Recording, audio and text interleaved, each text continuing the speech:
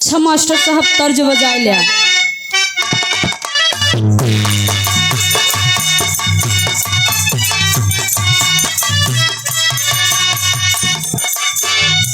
माई माई हर से आवाना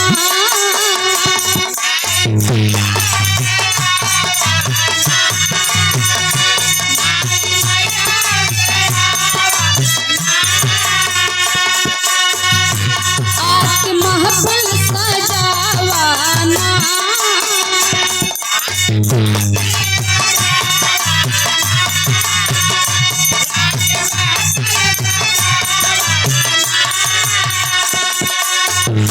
माई माई हर से आवाना आके महफिल सजावाना भजन ऐसे ना होई जननी भजन ऐसे ना होई जननी पहले बीड़ा बजावा माई माई हर से आवाना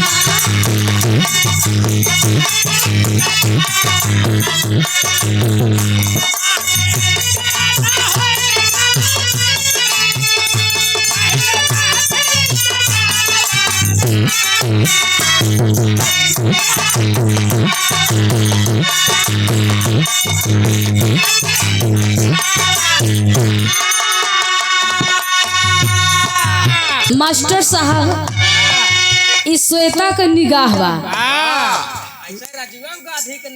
अरे तू तो भाई कितना बड़ी बात होए लेकिन राजू गांधी से हमसे ढेर अंतर बा।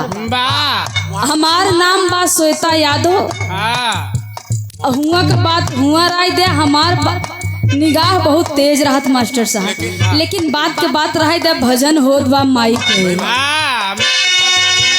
हे माँ आदि शक्ति महतारी मध्य प्रदेश सतना जिला त्रिकूट पर्वत पर आपका स्थान है मैया। आपके स्थान पर सत्य और ज्ञान की ज्योति 24 घंटा माँ जलती रहती है। ये हमने देखा नहीं है माँ, बड़े बड़े संत महामुनियों के मुखार बिंदु से माँ सुना है मैंने। अंतरे के भाव में बहुत बढ़िया बात लिखी गई है माँ, मेरे पास कुछ नहीं है माँ। नहीं धूप दीप बाट पूज के समनिया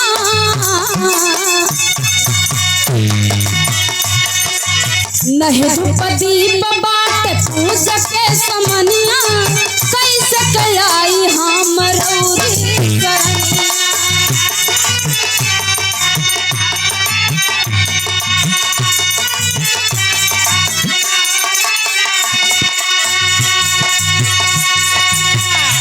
आके ज्ञान बतावाना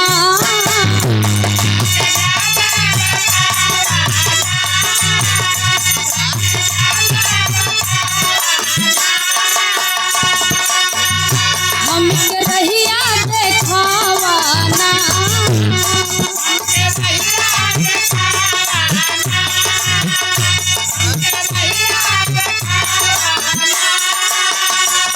आके ज्ञान बतावाना हमके रहिया देखावाना भजन ऐसे ना होई जननी भजन ऐसे ना होई जननी पहले बीड़ा बजावा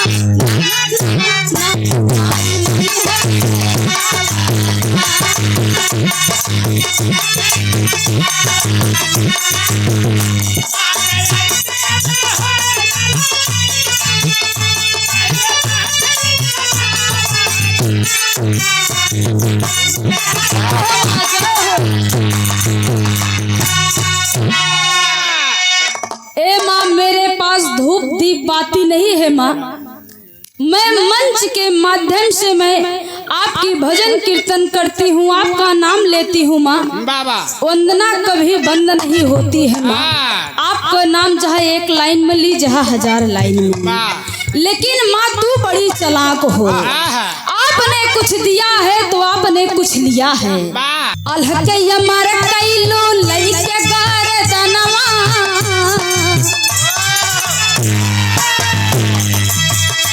अलहके अमर कैलू लइके गार जनवा लोरिके अमर कैलू पूरा खानदान।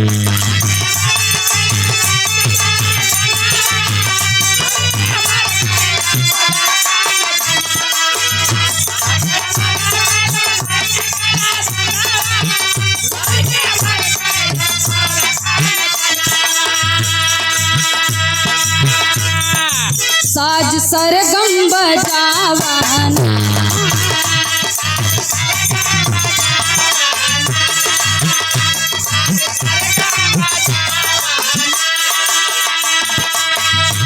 आस हमरा पुरावाना।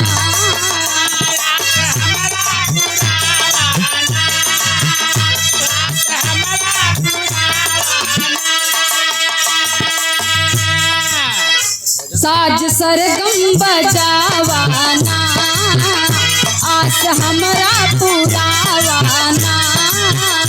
भजन ऐसे ना होई जननी भजन ऐसे ना होई जननी पहले बीड़ा बजावा ना आई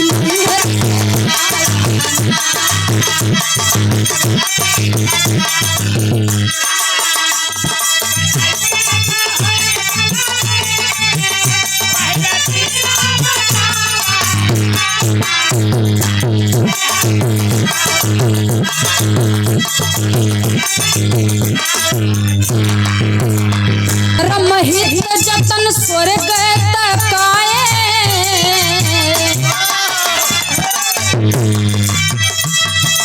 सीतारमहित जतन स्वर्ग तकाए शंकर शोभनाथ विजय कविता सजाए।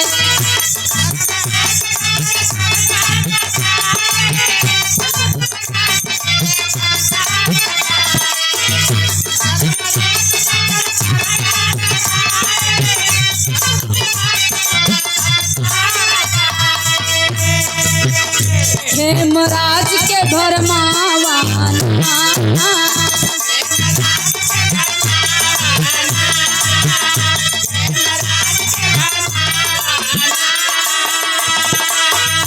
याद श्वेत से गवावाना।